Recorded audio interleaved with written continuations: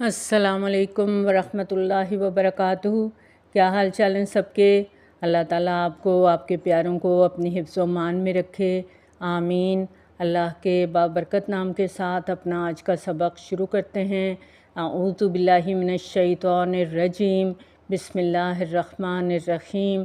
رب اشرح لی صدری ویسر لی امری واحلل عقدۃ من لسانی یفقہوا قولی واجعل لی وزیرا من اہلی ربنا زدنا علما ربنا زدنا علما ربنا زدنا علما اللہم فقہنا فی الدین، آمین۔ آج کا ہمارا سبق پارہ نمبر 4 ہے، سورۃ آل عمران ہے، آیت نمبر 150 150 نمبر آیت سے آج ہم اپنا سبق شروع کرنے جا رہے ہیں۔ بسم اللہ الرحمن الرحیم۔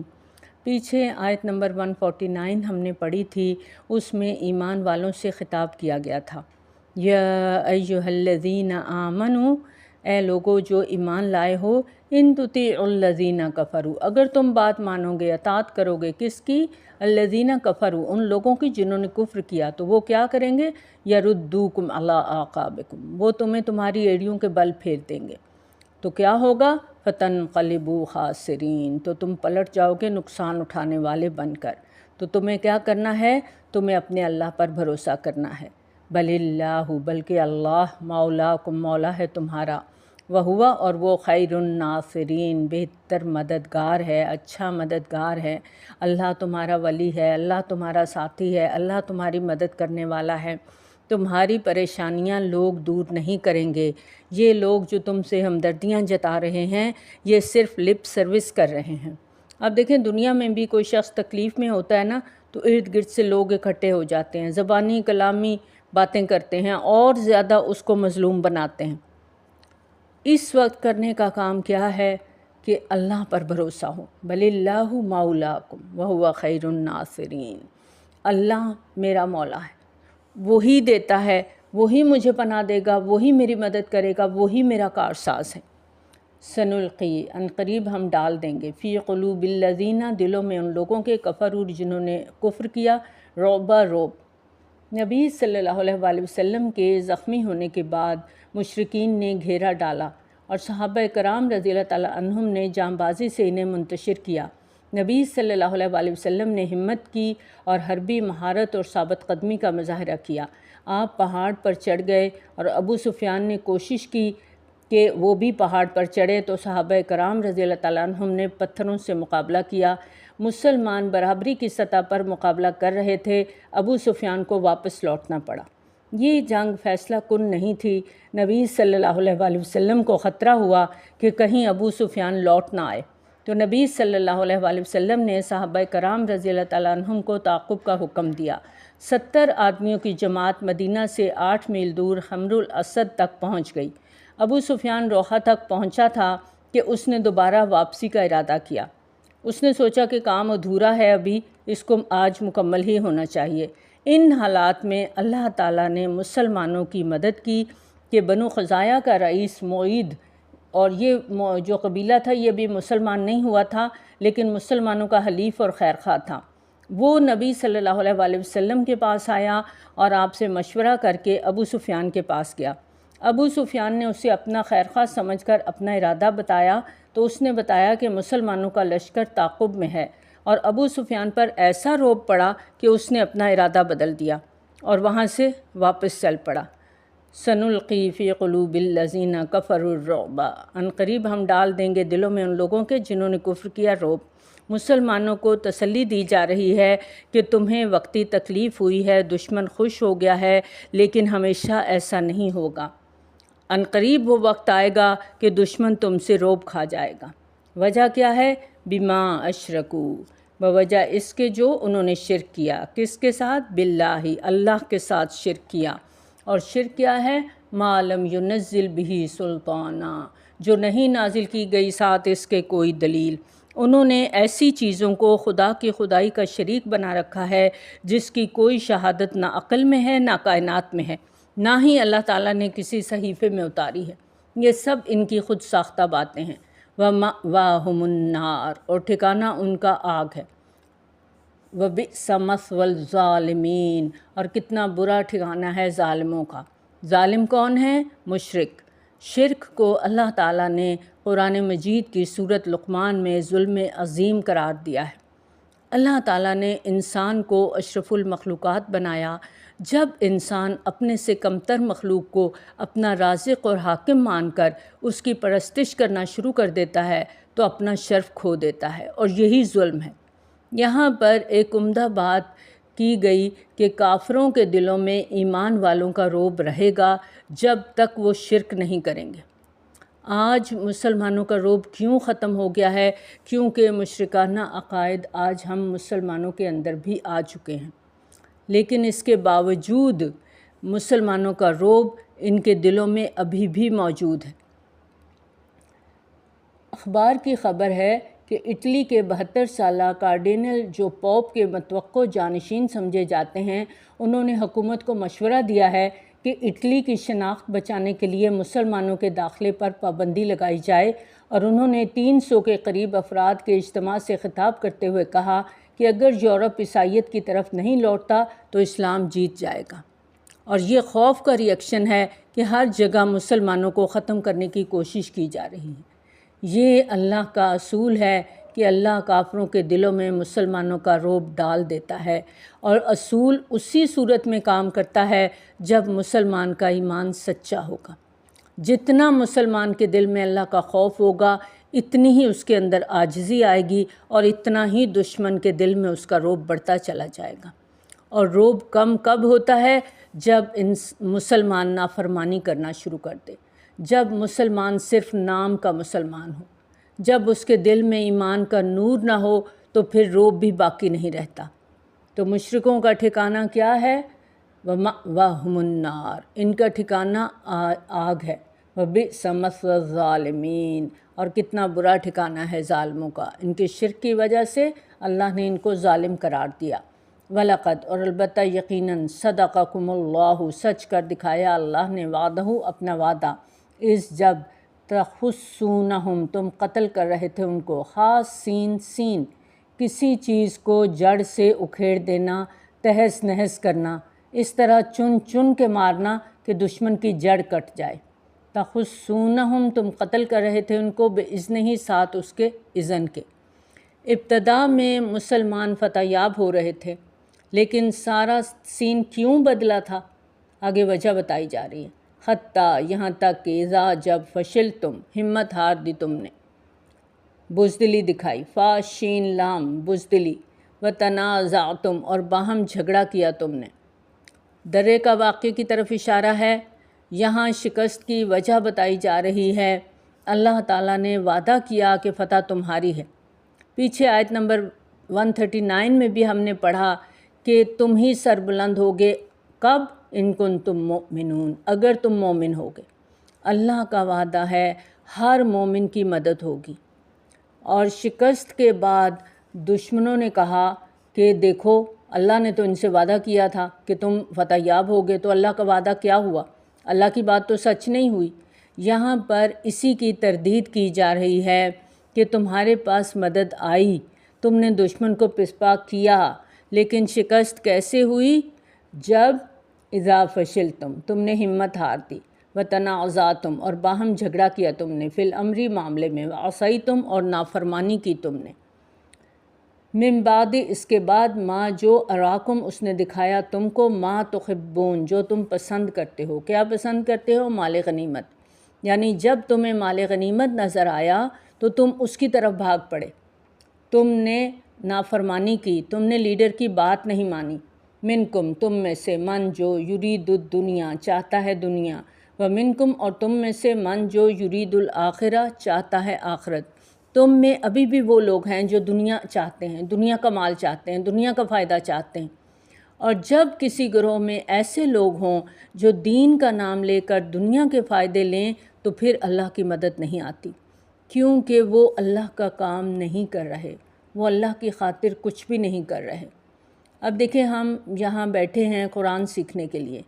اگر ہمارے نیت میں اللہ کی رضا نہیں ہے کہ مجھے اللہ کی خوشی کے لیے، اللہ کی پسند ناپسند جاننے کے لیے مجھے اس کتاب کو پڑھنا ہے، سیکھنا ہے، بیٹھے تو ہوئے ہیں، سن بھی رہے ہیں، لیکن دماغ کہیں اور گیا ہوا ہے، سوچیں کہیں اور ہیں، تو پھر اللہ کی مدد تو نہیں آئے گی۔ اللہ کی مدد تو اس کے لیے آتی ہے جو اللہ کے لیے خالص ہو جاتا ہے۔ پھر غیب سے بھی مدد آتی ہے۔ کسی بھی کام میں اگر نیت ہے کہ دنیا مل جائے، شہرت مل جائے، لوگوں میں واہ واہ ہو جائے، دنیا کا فائدہ مل جائے، ساری بھاگ دوڑ دنیا کے لیے ہے، تو پھر اللہ بندے کو اس کے حال پہ چھوڑ دیتا ہے۔ ہم سب کو یہاں اپنا جائزہ لینا ہے کہ ہم دنیا چاہتے ہیں یا آخرت چاہتے ہیں۔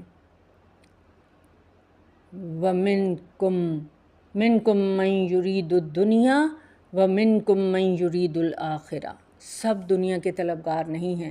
وَمِنْكُمْ مَنْ يُرِيدُ الْآخِرَةَ، کچھ آخرت کے بھی طلبگار ہیں، جیسے عبداللہ بن جبیر رضی اللہ تعالیٰ عنہ اور ان کے چند ساتھی جو اپنی جگہ پر قائم رہے، ثابت قدم رہے۔ ان کے دل میں مال کا حرص نہیں تھا، بلکہ وہ منع کرنے والوں میں شامل تھے۔ ثم پھر صرفکم، اس نے پھیر لیا تم کو، صرفا صاد را فا، رخ پھیر لینا، سائیڈ بدل لینا، اس نے پھیر لیا تم کو، انہم ان سے، یعنی اللہ تعالیٰ نے غلبہ عطا کرنے کے بعد شکست دے کر تمہیں پھیر دیا۔ کیوں؟ لیبتلیکم، تاکہ وہ آزمائے تم کو۔ صرفکم کون ہے؟ مسلمان ہیں۔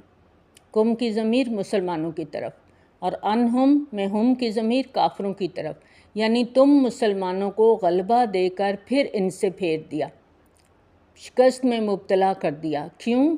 لیبتلیکم، تاکہ تمہاری آزمائش ہو۔ وَلَقَدْ، اور البتہ یقیناً، عَفَا عَنْکُم، اس نے درگزر کیا تم سے۔ کس بات پر درگزر کیا؟ جو بھی کوتاہیاں مسلمانوں سے ہو رہی تھیں۔ کیا کوتاہیاں کی تھیں انہوں نے؟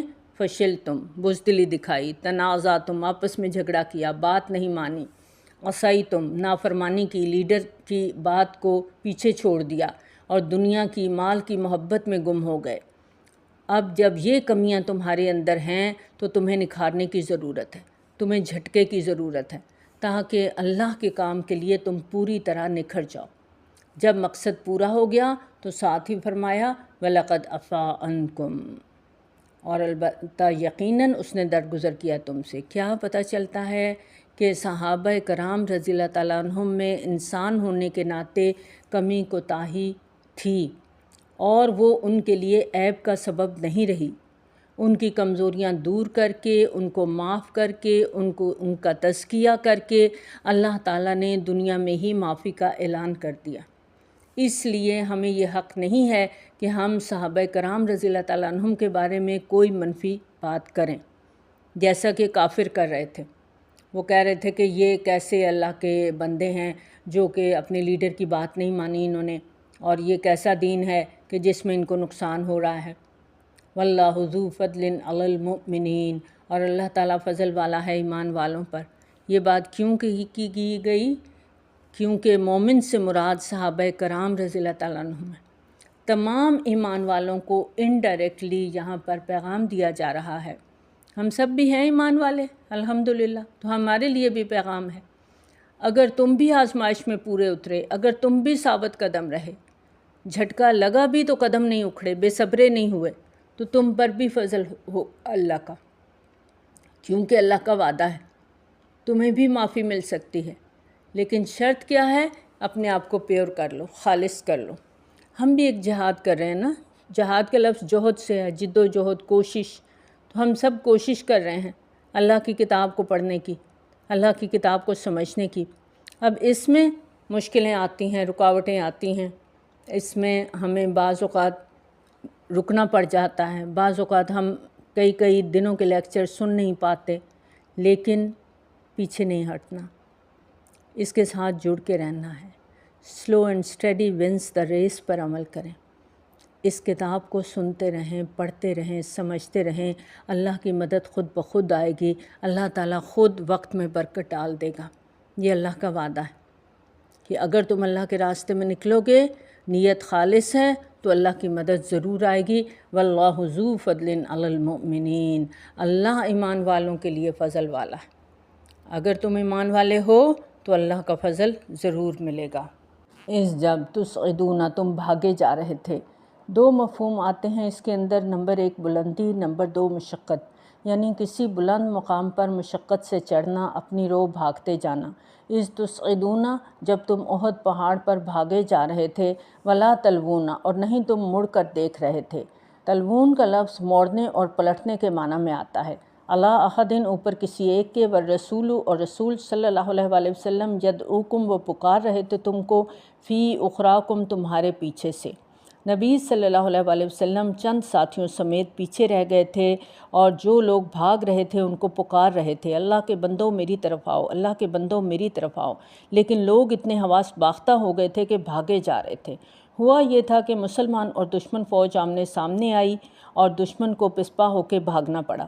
اس وقت درے پر جو 50 تیر انداز کھڑے تھے، جو کہ ہم پیچھے پڑ چکے کہ ان میں سے بہت سے لوگوں نے درہ چھوڑ دیا۔ خالد بن ولید نے جب دیکھا کہ درے پر بہت کم لوگ ہیں تو انہوں نے پیچھے سے حملہ کر دیا۔ ادھر کافروں کا ایک گروہ جو بھاگ رہا تھا، اس نے جب دیکھا کہ خالد بن ولید نے حملہ کر دیا ہے تو وہ بھی پلٹ آئے۔ اب مسلمان درمیان میں آ گئے تو یہ پہاڑ کی طرف بھاگنے لگے۔ نبی صلی اللہ علیہ وآلہ وسلم انہیں پکار رہے تھے۔ آپ اس بات کو تصور کریں کہ کتنی افراتفری کا عالم ہوگا کہ دونوں طرف دشمن ہیں، موت سامنے ہے، تو اللہ تعالیٰ کیا فرماتے ہیں، فَأَصَابَكُمْ، تو بدلے کے طور پر پہنچا تم کو، غَمًّا بِغَمٍّ، غم ساتھ غم کے۔ غم پر غم کیوں؟ رنج کے بدلے رنج، ایک غم پر ایک اور غم۔ کس طرح مسلمانوں کو غم پر غم ملا؟ نمبر 1 شکست کا غم تھا، نمبر 2 نبی صلی اللہ علیہ وآلہ وسلم کی نافرمانی کا غم تھا، نمبر 3 مال غنیمت اور فتح کے جانے کا غم تھا، نمبر 4 70 مسلمانوں کی شہادت کا غم تھا، نمبر 5 زخمیوں کا غم تھا، نمبر 6 مسلمانوں کی جو دھاک بیٹھی تھی اس کے جانے کا غم تھا، نمبر 7 نبی صلی اللہ علیہ وآلہ وسلم کی شہادت کا غم، کی جو افواہ پھیلی اس کا غم تھا۔ اور یہ سب کیوں تھا؟ کہ تم میدان جنگ چھوڑ گئے تھے۔ وجہ کیا تھی؟ اذا فشلتم، تم نے بزدلی دکھائی، وتنازعتم، اور آپس میں جھگڑا کیا، وعصیتم، اور تم نے نبی صلی اللہ علیہ وآلہ وسلم کی نافرمانی کی۔ تو اللہ نے غم پر غم کیوں دیے؟ لِكَيْ لَا تَحْزَنُوا، تاکہ نہ تم رنجیدہ ہو، عَلَىٰ اوپر، مَا فَاتَكُمْ، جو چلا گیا تم سے، وَلَا، اور نہ، مَا أَصَابَكُمْ، جو پہنچا تم کو۔ اب دیکھیں کہ اللہ تعالیٰ نے غم پر غم کیوں دیے، لِكَيْ لَا تَحْزَنُوا۔ ہوتا یہ ہے کہ جب غم حد سے گزر جاتا ہے تو آسان لگنے لگتا ہے۔ مشکلیں مجھ پر پڑی اتنی کہ آسان ہو گئیں۔ کسی بھی چیز کی انتہا ہوتی ہے تو واپسی کا سفر شروع ہو جاتا ہے۔ اندھیرے کی ایک انتہا ہوتی ہے، رات کا ایک پہر ایسا ہوتا ہے جب گھپ اندھیرا ہوتا ہے، ہاتھ کو ہاتھ سجھائی نہیں دیتا، وہیں سے روشنی پھوٹتی ہے جسے فجر کہتے ہیں۔ اللہ نے غم پر غم کیوں دیا؟ لِكَيْ لَا تَحْزَنُوا، تاکہ غم نہ کرو، اتنا آزمایا کہ غم کا احساس نہ رہے۔ یہاں کم ہمتی کا علاج کیا جا رہا ہے۔ نارملی ہوتا یہ ہے کہ پہلی تکلیف بہت محسوس ہوتی ہے، پھر دوسری، پھر تیسری، پھر انسان برداشت کرنے لگتا ہے، عادی ہو جاتا ہے۔ جیسے ہم کہتے ہیں نا، میں اب ڈھیٹ ہو گئی ہوں، اب مجھے کسی چیز سے کوئی فرق نہیں پڑتا۔ رنج سے خوگر ہوا انسان تو مٹ جاتا ہے رنج، مشکلیں مجھ پر پڑیں اتنی کہ آسان ہو گئیں۔ اللہ تعالیٰ جب اپنے کسی بندے سے بڑا کام لینا چاہتا ہے تو اچھی طرح آزمائش کرتا ہے، خوب بھٹی میں تپایا جاتا ہے، کندن بن کے نکالتا ہے اللہ تعالیٰ۔ حضرت بلال رضی اللہ تعالیٰ عنہ کے بارے میں آتا ہے نا کہ ان کا آقا ان پر بہت ظلم کرتا تھا، زنجیروں سے باندھ کے تپتی ریت پر لٹا دیتا اور ان کو کوڑوں سے مارتا، اور وہ احد احد پکارتے تھے۔ تو کسی نے ان سے کہا کہ تم کیوں اتنی اذیت برداشت کرتے ہو، کیوں وہ سب کہہ نہیں دیتے جو تمہارا آقا تم سے کہلوانا چاہتا ہے؟ تو حضرت بلال رضی اللہ تعالیٰ عنہ نے بڑا خوبصورت جواب دیا۔ انہوں نے کہا کہ تم جب بازار جاتے ہو مٹی کا برتن خریدنے تو کیا اسے ٹھوک پہ جا کے نہیں دیکھتے؟ تو کیا میرا رب مجھے ٹھوک پہ جا کے نہیں دیکھے گا کہ یہ جنت میں جانے کے قابل ہے یا نہیں؟ اور نبی صلی اللہ علیہ وآلہ وسلم نے فرمایا کہ میں نے جنت میں اپنے سے پہلے بلال کے قدموں کی چاپ سنی ہے۔ اور روایات میں آتا ہے کہ جس سواری پہ نبی صلی اللہ علیہ وآلہ وسلم جنت میں داخل ہوں گے، اس کی لگام حضرت بلال رضی اللہ تعالیٰ عنہ کے ہاتھ میں ہوگی۔ یاد رکھیں، جس نے کبھی غم تکلیف ہی نہ دیکھی ہو وہ سہل ہو جاتا ہے، اس کے اندر قوت برداشت نہیں ہوتی، بات بات پہ دل چھوڑ دیتا ہے۔ بنیادی طور پر یہاں سمجھایا جا رہا ہے کہ مومن نعمت کو پا کر پھول بھی نہ جائے اور نہ تکلیف میں دل چھوٹا کرے۔ جتنا بوجھ انسان کے اوپر پڑتا ہے اتنا وہ اس کا عادی ہوتا چلا جاتا ہے۔ اور یہ بھی یاد رکھیں، لا یکلف اللہ نفسا الا وسعہا، سیرت کا مطالعہ کریں، بچپن نبی صلی اللہ علیہ وسلم کا کیسا تھا، کیوں محرومیاں تھیں، والدین کے بغیر بچپن گزرا نبی صلی اللہ علیہ وسلم کو مضبوط بنانے کے لیے، کیونکہ آپ کو ایک بہت بڑا کام کرنا تھا۔ بہت بڑا سبق ہم سب کے لیے ہے یہاں پر، کوئی دکھ تکلیف پریشانی آئے، کتنے بھی مشکل حالات ہوں، کبھی بھی اپنے حق میں برا نہ سمجھیں۔ مصیبت سے پناہ ضرور مانگیں، مشکل سے پناہ مانگیں، لیکن اگر آ جائے تو اس میں بھلائی کا پہلو تلاش کریں۔ بعض اوقات ہوتا ہے والدین کا رویہ بہت سخت ہوتا ہے، بچے پریشان ہو جاتے ہیں، لیکن آئندہ زندگی میں برداشت کی عادت ہو جاتی ہے۔ ہمیں سیکھنا ہے کہ جو چلا گیا اس پر افسوس نہیں، جو نہیں ملا تو کوئی بات نہیں، ہو سکتا ہے اللہ نے میرے لیے بہتر فیصلہ کر رکھا ہو۔ بعض اوقات ہم اللہ سے ایک پھول مانگ رہے ہوتے ہیں، اللہ نے ہمارے لیے پورا باغ رکھا ہوتا ہے، تو ہمیں اللہ پر بھروسہ کرنا ہے، ہمیں اللہ تعالیٰ کی طرف ہمیشہ اچھی امید رکھنی ہے۔ واللہ خبیر بما تعملون، اور اللہ خبر رکھنے والا ہے ساتھ اس کے جو تم عمل کرتے ہو۔ اللہ کبھی بھی بندوں سے بے خبر نہیں ہوتا، ان کے ایک ایک عمل سے واقف ہے۔ ثم پھر انزل، اس نے نازل کی، علیکم تم پر، من بعد الغمی، غم کے بعد سے، امنتاً امن، نعاساً اونگ۔ مسلمان جب جسمانی طور پر زخمی ہوئے، روحانی طور پر اپسیٹ ہوئے تو اللہ تعالیٰ نے ان کی مدد کی۔ کیسے؟ امنتاً نعاساً، نیند کے ساتھ، اونگ کے ساتھ۔ نون عین سین نیند کا پہلا درجہ جس میں باڈی ریلیکس ہوتی ہے، سنتن دوسرا درجہ ہے، اور نعس کا لفظ جو ہے اونگ کے لیے آتا ہے، حواس کا سست ہو جانا، جسم کا ڈھیلا پڑ جانا۔ یہ نیند کی پہلی جو سٹیج ہے وہ ہے جس میں آنکھوں پہ اثر نمایاں ہوتا ہے۔ مسلمانوں کو یہاں پر تسکین کے لیے اللہ تعالیٰ نے اونگ طاری کر دی۔ سارے غم تکلیف پریشانی کے بعد اللہ تعالیٰ کا فضل تھا کہ میدان جنگ میں جو لوگ باقی رہ گئے اللہ تعالیٰ نے ان پر اونگ مسلط کر دی۔ حضرت ابو طلحہ رضی اللہ تعالیٰ عنہ فرماتے ہیں کہ احد میں عین جنگ کے دوران مجھے اونگ نے آ دبایا، تلوار میرے ہاتھ سے گرنے کو ہوتی میں اسے تھام لیتا، پھر گرنے کو ہوتی پھر تھام لیتا۔ یہ بخاری کی روایت ہے۔ یغشا ڈھانپ لیا، طائفتاً ایک گروہ کو، منکم تم میں سے، یعنی ایک گروہ کے ساتھ اللہ تعالیٰ نے کیا معاملہ کیا؟ اونگ کا۔ وطائفتن، اور ایک گروہ، قد یقیناً اہمتہم، فکر میں ڈالا ان کو، ہم ہا میم میم، دل کے ارادہ اور سوچ کے لیے یہ لفظ آتا ہے، انفسہم، ان کے نفسوں نے، یظنون، وہ گمان کر رہے تھے، باللہ، ساتھ اللہ کے، غیر الحقی، نا حق، ظن الجاہلیہ، گمان جاہلیت کے، جہالت والے گمان، اشارہ ہے منافقین کی طرف، کیونکہ ان کی فکر اور بڑھ گئی تھی، انہیں اپنی جانوں کی فکر پڑ گئی تھی۔ یاد رہے کہ احد میں شریک بہت زیادہ ایمان والے نہیں تھے، کچھ اولو العزم صحابہ بھی تھے، کچھ رشتہ داری کی وجہ سے شامل ہوئے تھے، کچھ کمزور ایمان والے تھے، کچھ منافق تھے۔ اگرچہ عبداللہ بن ابی اپنے 300 ساتھیوں کے ساتھ الگ ہو چکا تھا، لیکن اس کے باوجود ابھی منافق فوج میں موجود تھے، جنہیں نہ اسلام سے کوئی دلچسپی تھی، نہ نبی صلی اللہ علیہ وسلم سے کوئی دلچسپی تھی۔ ان کو صرف اپنی جانوں کی فکر تھی کہ اگر ابو سفیان نے دوبارہ حملہ کیا تو ہمارا کیا بنے گا۔ ترمذی کی حدیث میں آتا ہے، یہ منافقوں کا گروہ تھا جنہیں اپنے علاوہ کسی بات کی فکر نہ تھی، وہ سب سے زیادہ بزدل، سب سے زیادہ مرعوب، سب سے زیادہ حق سے گریز کرنے والے تھے۔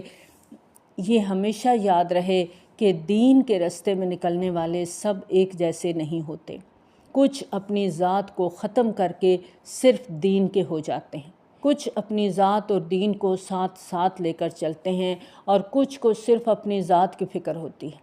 اور اللہ تعالیٰ جب ایمان والوں کو اور منافقین کو الگ کرنا چاہتا ہے تو اللہ ایسے مواقع لے آتا ہے، جیسے چھلنی سے چھان کر آٹا اور برادہ الگ کر لیا جاتا ہے۔ اور کیوں ایسی آزمائشیں آتی ہیں؟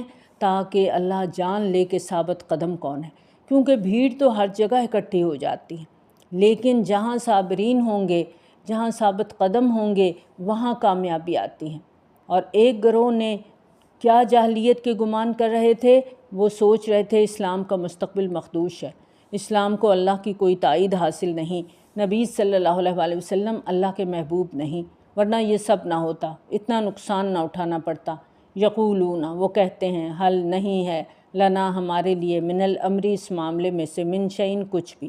احد میں دو طرح کے لوگ تھے جن کی رائے ڈیفرنٹ تھی، ایک کہتے تھے کہ شہر کے اندر جنگ لڑی جائے، دوسرے کہتے تھے کہ میدان میں جا کے لڑی جائے۔ فیصلہ ہوا کہ باہر جا کے جنگ لڑی جائے۔ اس وقت عبداللہ بن ابی شوت کے مقام پر اپنے 300 ساتھیوں کے ساتھ الگ ہو گیا کہ ہماری بات نہیں مانیں گے، کہ اس معاملے میں ہمارا کوئی اختیار ہی نہیں ہے، ہم سے تو مشورہ ہی نہیں لیا جاتا۔ ان کو یہاں پر جواب دیا جا رہا ہے۔ اللہ تعالیٰ فرماتے ہیں قل کہہ دیجئے ان الامر، بے شک معاملہ کلہ، سارے کا سارا اس کا للہ، اللہ کے لیے ہے۔ یاد رکھیں دین کا کوئی بھی کام ہو، دنیا کے کام سے طریقہ مختلف ہوتا ہے۔ دنیا کے کاموں میں مادی قوتیں ہوتی ہیں اور فوری فائدہ حاصل ہوتا ہے، انسان مال لگاتا ہے، وقت لگاتا ہے، صلاحیتیں لگاتا ہے، کامیابی اس کا مقدر بنتی ہے۔ اور دین کے کام میں اگر خالص اللہ کے لیے نہیں، اگر صحیح طریقے پر نہیں، اگر صبر کے ساتھ نہیں تو کامیابی نہیں ہے۔ اور دنیا کے کام میں تو نیت کیا ہوتی ہے؟ صرف پیسہ کمانا، شہرت، لوگوں کی واہ واہ، لوگوں میں عزت بنے، تو یہ آسان ہے کیونکہ اس میں اخلاص کا تو کوئی عمل دخل ہے ہی نہیں۔ لیکن دین کے کام میں کوشش، مہارت اور ذہانت کافی نہیں، اخلاص بہت ضروری ہے۔ نیت خالص ہونی چاہیے، اللہ سے مدد کی طلب ہونی چاہیے، طریقہ کار صحیح ہونا ضروری ہے۔ یہاں پر فرمایا ان الامر کلہ للہ، بے شک معاملہ سب کا سب اللہ کے لیے ہے، مدد بھی اللہ کی طرف سے ہے، کامیابی بھی اللہ کے اذن سے ملے گی۔ دنیا کے کام کا بدلہ دنیا میں ہی مل جاتا ہے، اور دین کے کام کا بدلہ بسا اوقات انسان کو دنیا میں نہیں ملتا، لیکن ایسا کام صدقہ جاریہ بن جاتا ہے، آخرت کے لیے جمع ہو جاتا ہے۔ امام بخاری نے بخاری شریف 16 سال میں مکمل کی تھی، لیکن انہیں چین سے بیٹھنا نصیب نہیں ہوا۔ اتنی مخالفتیں تھیں کہ وہ پریشان ہو جایا کرتے تھے، لیکن جو لکھ گئے، جب تک دنیا موجود ہے لوگ فائدہ اٹھا رہے ہیں اور اٹھاتے رہیں گے، اور ان کو اجر ملتا چلا جائے گا۔ اور یہ کام وہی کر سکتا ہے جو دنیا میں اجر کا طلبگار نہیں ہے۔ اللہ تعالیٰ نے یہاں پر فرمایا یخفون، وہ چھپاتے ہیں، فی انفسہم، اپنے نفسوں میں، ما لا، جو نہیں، یبدون، وہ ظاہر کرتے، لگا تیرے لیے صلی اللہ علیہ وآلہ وسلم۔ کیا چھپاتے ہیں؟ اشارہ ہے منافقین کی طرف کہ نبی صلی اللہ علیہ وآلہ وسلم کے خلاف جو بغض، حسد ان کے دل میں ہے، وہ نبی صلی اللہ علیہ وآلہ وسلم نہیں جانتے۔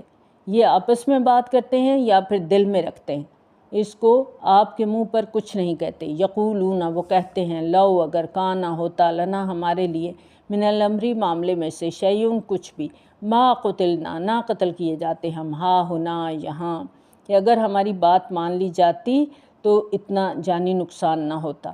اللہ تعالیٰ اس بات کا جواب دے رہا ہے قل کہہ دیجئے لو، اگر تم ہوتے تم، فی بیوتکم، اپنے گھروں میں، لبرزا، البتہ نکل آتے، برزا، بارازا، نکل کر کھلے میدان میں سامنے آ جانا، میدان جنگ میں کسی کا آگے بڑھ کر دشمن کو مقابلے کے لیے للکارنا۔ لبرز الذین، البتہ نکل آتے وہ لوگ، کتبہ، لکھ دیا گیا، علیہم القتل، ان پر قتل ہونا، الا، طرف، مضاجعہم، اپنی قتل گاہوں کے، ضاد جیم عین، بستر، خوابگاہیں، اصل مطلب ہے سونا، اور اس سے مراد کبھی موت بھی لی جاتی ہے۔ یہاں پر اس سے مراد بستر نہیں ہے، قتل گاہیں ہیں۔ تو یہاں کیا بات سمجھائی جا رہی ہے کہ موت تو جہاں آنی ہے وہیں آنی ہے۔ اگر تمہاری موت میدان جنگ میں لکھی ہے تو تم خود بھاگ کر وہاں پہنچ جاؤ گے۔ وَلِيَبْتَلِيَ اللَّهُ مَا فِي صُدُورِكُمْ، اور تاکہ آزمائے اللہ جو تمہارے سینوں میں ہے۔ سینوں میں کیا ہے کہ ایمان، اللہ تعالیٰ تمہارے ایمان کو آزمانا چاہتا ہے۔ وَلِيُمَحِّصَ، اور تاکہ چھانٹ لے، خالص کر لے، میم ہا صاد، کھوٹ، عیب سے پاک کرنا، خالص کرنا، ما فی قلوبکم، جو تمہارے دلوں میں ہے، جو قدورتیں ہیں، جو شیطان کے وسوسے ہیں، اللہ چاہتا ہے کہ تمہارے دلوں سے اس کو نکال دے۔ آزمائش کا ریئیکشن مختلف ہوتا ہے۔ ایک شخص ہے، اس کا ایمان کمزور ہے، اور آزمائش کا مقصد ہوتا ہے کہ ایمان مضبوط ہو، تو دو ہی آپشن ہوتی ہیں، یا ایمان مضبوط ہوگا یا ختم ہو جائے گا۔ اور جس کا ایمان کمزور ہے اس پر آزمائش جب آتی ہے تو اس کا ایمان اور کمزور ہو جاتا ہے، تو اس پر آزمائش بطور عذاب آتی ہے، اس کو ہلاک کرنے کے لیے آتی ہے۔ اور آزمائش سے ایمان والوں کو پرکھنا کیوں ضروری ہے؟ وَلِيَبْتَلِيَ اللَّهُ مَا فِي صُدُورِكُمْ، تاکہ اللہ تعالیٰ آزمائے جو تمہارے سینوں میں ہے۔ وَلِيُمَّحِصَ مَا فِي قُلُوبِكُمْ، اور وہ خالص کر دے جو تمہارے دلوں میں ہے۔ آزمائش دلوں کو صاف کرتی ہے، مومن اور کافر کے فرق کو واضح کرتی ہے۔ آزمائش سے پتہ چلتا ہے کہ کون اللہ کے قریب ہے اور کون اللہ سے دور ہے۔ ایک آزمائش مومن کے لیے نجات کا باعث بنتی ہے، وہی آزمائش کافر کے لیے ہلاکت کا ذریعہ بنتی ہے۔ واللہ علیم بذات الصدور، اور اللہ تعالیٰ جانتا ہے سینوں کے بھید۔ تمہارے سینوں کے اندر جو کچھ چھپا ہوا ہے، جو بھی کھوٹ ہے، جو بھی بغض ہے، جو بھی حسد ہے، وہ سب اللہ تعالیٰ کے علم میں ہے، کیونکہ اللہ تعالیٰ سینوں کے راز جانتا ہے، سینوں کے بھید جانتا ہے۔ تم کچھ بھی اپنے دل میں چھپاتے رہو، تم لوگوں سے چھپا سکتے ہو لیکن اللہ سے تم نہیں چھپا سکتے، اللہ سے کچھ بھی نہیں چھپ سکتا۔ واللہ علیم بذات الصدور، اللہ تعالیٰ سینوں کے بھید بھی جانتا ہے۔ وآخر دعوانا ان الحمد للہ رب العالمین۔ سبحانک اللہم وبحمدک، نشہد ان لا الہ الا انت، نستغفرک ونتوب الیک۔ السلام علیکم ورحمۃ اللہ وبرکاتہ۔